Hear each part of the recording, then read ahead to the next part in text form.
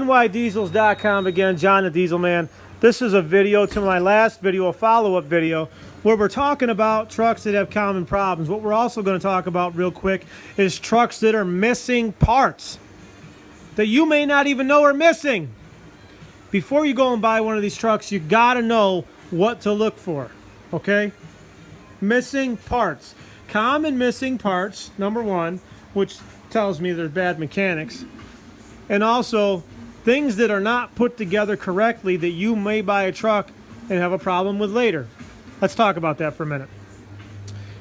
One of the most common missing parts are bolts.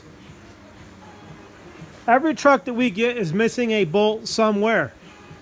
Whether it's in a bell housing, if it's in a skid plate, if it's in a fender, if it's a small bolt in the engine or inside the truck, a bumper bolt, something like that. There's always a bolt missing. Another thing that's missing a lot of times, seems like 3 or 4 trucks out of 10 are missing one of the skid plates underneath. Because somebody was working on that truck and was in a hurry, and they did not put the skid plates back in. Okay? Skid plates and cross members. A lot of times they're missing. They're there for a reason, guys. Another thing that's missing a lot of times is the rear sway bar link. Missing a lot of times. A lot of times people won't change the rear stab links because the bolt that goes in on top, it goes in awkwardly. A lot of times gas tank strap, fuel tank straps are cobbed together. A lot of times ABS wiring harness is cobbed together. A lot of times the brake hardware is put in the back. You got to understand something, guys. You're buying trucks off people that a lot of times they think they can do their own work because they go to Walmart, they buy a toolbox, they buy a Craftsman tool set, they go home and they start working on it. The truth is they forget how things come apart and go back together. They don't have a book, they're not doing it by the book, and they haven't done it many times, okay? Before you go buy a truck online, you got to understand and really think what you might be buying. Who knows how many people have owned that truck and what they've done to it and how they've worked on it. It might be completely put together wrong. And another thing is a lot of the young kids out there, a lot of young people, they cob these things up. They cob up turbos, exhaust systems, suspension systems, steering suspensions. You just cob it up. You know, a lot of times doors are cobbed together. Look, be careful with what you buy. You got to open your eyes. Parts that are missing. A lot of parts that are missing on trucks. Oh, man. Vacuum lines a lot of times are missing. AC lines, AC condensers. A lot of times you guys are not going to know what's missing and what isn't missing. I know because I've laid my eyes on tens of thousands of these trucks in my life. And I can look at something. People tell me my eyes are impeccable and unbelievable how I can pick something up so quick. But you got to understand something. This is my life. This is my business. This is what I do.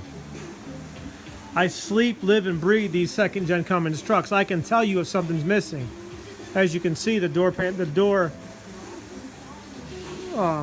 molding is missing on this door. Now, that's because it was faded and we're replacing it. But you would probably pick that up. But you got to be careful because there's things on these trucks. So many things get put together the wrong way. They're cobbed up. They're hacked up. They're backyards mechanics. And a lot of times there's parts missing that you aren't going to know that are missing. You want an incomplete truck? I don't want an incomplete truck. A lot of times there's bolts missing under the seats. You would never even know that there was a bolt missing unless you went and checked for it. Fuse is missing in the fuse box, engine, and this one right here. You would never know unless you looked. Screws missing behind the dash. You would never know unless you looked. Somebody took the box off and only put 3 box bolts back in. You wouldn't know unless you looked. Guys, this is serious. Don't go out there and just blow your money on something. Know what the hell you're buying. And this is why we do what we do. So before you go buy a used truck that you don't know who the hell has worked on it, and before you go buy a used truck and you don't know what's missing on it, Before you go buy a used truck that you don't know if it's good or bad inside of the components, think about it. Think about it. This video should scare you. It should scare you. I'm trying to educate people out there on what's out there, because these other dealers don't give a shit. Excuse my language, but that's the truth. I'll say it again. They don't give a shit about you. The only thing they see in their eyes is they got a second-gen Cummins diesel truck that they can get some sucker to buy because it's got a good price on it. Don't be one of those suckers. Don't be trying to buy savings. Car dealers love people like you that go out there and buy off price. You know? For example, this truck could have a fifth gear bad synchro going out. Let's play a typical car dealer for a minute. Hey, yo, yeah, George comes off the say, hey, how you doing? What's your name? George. Oh, hey, George, how you doing? Good. How can I help you? I like this second-gen truck right here. Oh, yeah, that's a 2001. Nothing runs like a Cummins Diesel, George. Nothing. Cool. Can I drive it? Sure, George. Go ahead. Jump in. George drives it. Hey, I'll be Mark, the salesman. Hey, Mark. Yeah, George. A little grind there going through fifth gear, I noticed. Oh, yeah, George, that's nothing. You know, you just got to make sure you push your clutch all the way to the floor and wait a second. You know, that's just the way NV5600 shift. You know, they're kind of tough. They're kind of, you know, you got, you know, okay, that's how they shift. Oh, okay, I didn't know. Cool. Yeah, I mean, it drove good. It steered good and everything like that. I think I'd like to buy it. Yeah, man, it's got a hell of a price, huh? 14 grand. Yeah, man, what a deal. I looked at New York Diesels, man, and they're selling trucks for like 24. Yeah, George, that guy's a ripoff. NewYorkDiesels.com. You don't waste your money going, that guy's got overpriced junk. You know, don't go to a guy like that. Look, George, 14 grand, this truck's yours. You know what I mean? Cool, man, let's sign the paperwork. So George goes into Mark's office, writes him a check, takes the truck home. No warranty, no nothing. See you later, man. George got the money. Or Mark's got the money. Mark bought the truck for, you know, 12 grand. He made a quick 2 grand on it. George got the truck, paid 14,000 for it, takes it home. 2 weeks later, truck starts leaking oil. Takes it to Chrysler. Chrysler says it's going to cost $2,500 to fix the oil leak. George gets it fixed. 2 months later, steering starts going all over the road. Takes it back to a repair shop. Repair shop says the ball joints are whipped, front end's whipped, steering box is whipped, stabilizers are whipped, shocks are shot, everything. Okay, it's going to be $3,000 to fix that front end. A couple months later goes by, starting to hear noise in the rear end. The rear end had been apart, wasn't put back together correctly. Now the ring and pinion are shot. Needs a ring and pinion. $1,600, another shot. Tires weren't good when he bought the truck, so George had to put new tires on it. They were $200 a piece, and that was a good deal. So he's $800 deep in tires. You know, next thing you know, the bottom of the door starts rusting out. It had Bondo in it. 8 months later, the Bondo starts cracking and falling apart. Next thing you know, George got a hole in the bottom of his door. You know, year later goes by, seat starts ripping. Takes it to an upholstery shop. $400 to fix the seat. Probably wasn't fixed right, but he got it fixed. You know, next thing you know, fuel gauge isn't working anymore. Batteries go dead. Truck won't hold a charge. The batteries are whipped. Water pump's leaking. Belt's starting to squeal. The belt tensioner's bad.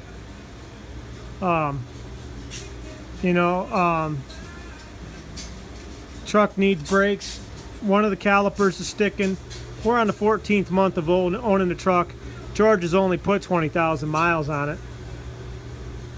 And now George is up to damn near, he's made other repairs. He's up to damn near $23,000 with the truck and repairs. And the truck has got a lot of used parts on it. Now that's how your typical sales guy is going to go.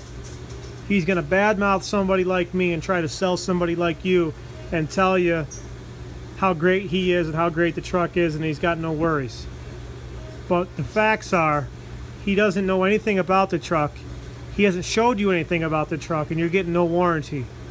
If you're getting no warranty, that should be a red flag right there.